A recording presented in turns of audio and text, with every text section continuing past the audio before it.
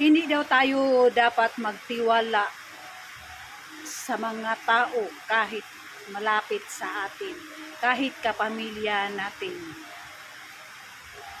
Yung close natin, kahit close daw natin, hindi daw natin dapat kapagtiwalaan dahil hindi mo daw kabisado kung ano ang iniisip.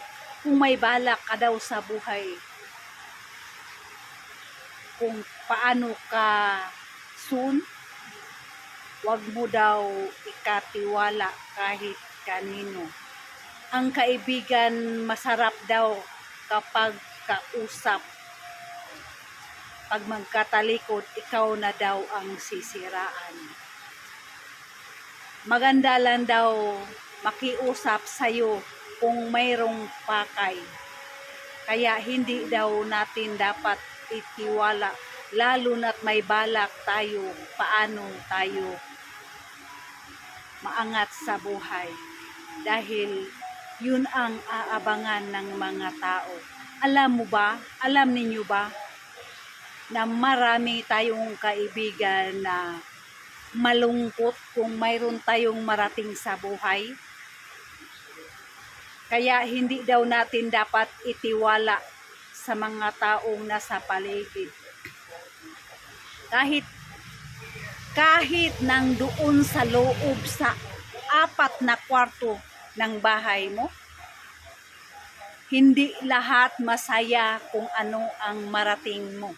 May lihim yan na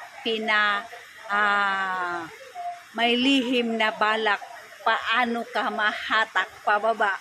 For today's video, i-share ninyo, subukan ninyong unawain ang mga sinasabi ko, baka nangyari din sa inyo.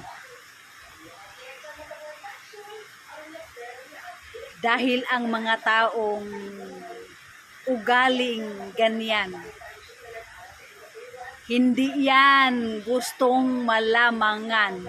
Gusto nila na sila lang ang umangat.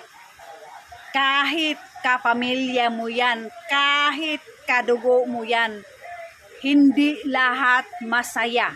Masaya yan pag may pirang ipamudmud sa kanila. Yun lang ang habol sa'yo. Paano na bukas kung wala ka ng pira? Mawala ka pa ng pera, mawala pa ang kapamilya sa iyo. For today's video, nakarelate ba kayo sa ganito? Marami. Iniwanan nga ang magulang na siya pa ang nagpaaral at nagbigay buhay. Siya pa ang nagpaaral bago siya natutong humakbang. Siya pa ang nagpaaral bago magsalita ng mama at papa. Kung sino ang nagturo, siya rin ang iiwan. Peace out!